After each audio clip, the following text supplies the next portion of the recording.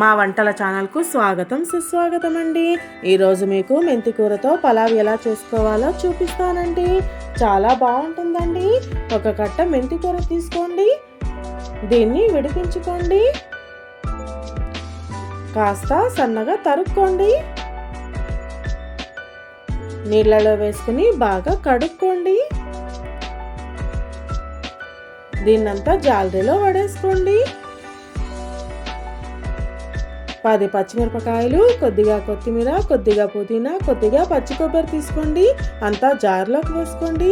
1 spoon ధనియాల పొడి వేసుకోండి, 1/2 స్పూన్ అల్లం వెల్లుల్లి పేస్ట్ వేసుకోండి, నున్నగా మిక్సీకి వేసుకోండి.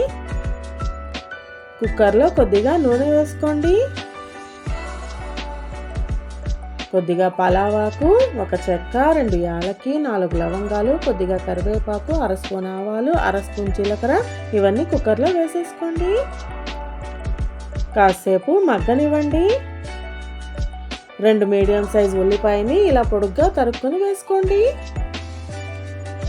కాసేపు మగ్గనివ్వండి. అలాగే 2 మీడియం సైజ్ టమాటోని ఇలా పొడుగ్గా తరుక్కుని వేసుకోండి. ఇది కూడా కాసేపు మగ్గనివ్వండి.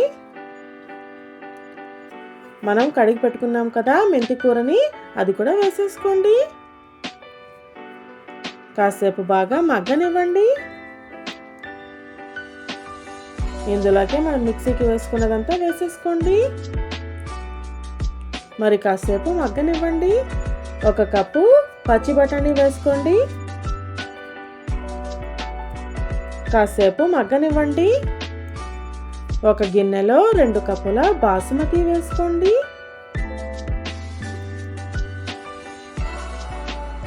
నీళ్లు వేసుకుని 2-3 సార్లు బాగా కడుక్కోండి.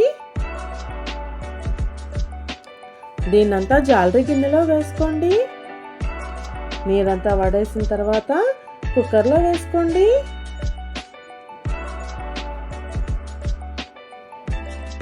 కాసేపు కలుపుకోండి.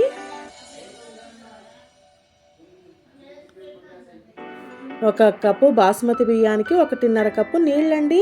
ఆ లెక్కన 2 కప్పుల బాసుమతికి 3 కప్పుల నీళ్లు వేసుకోండి. రుచికి సరిపడా ఉప్పు వేసుకోండి. 2 స్పూన్ల నెయ్యి వేసుకోండి. 1 విజిల్ వేస్తే సరిపోతుందండి. అంతే, ఎంతో ఈజీగా ఎంతో టేస్టీగా ఉండే మెంతి కూర పలావ్ రెడీ అయిపోయిందండి. మీరు ఒకసారి ట్రై చేసి చూడండి. నచ్చినట్లయితే మా వంటల ఛానల్ను సబ్స్క్రైబ్ చేసుకోండి మరియు కొత్త రుచులను ఆస్వాదించండి.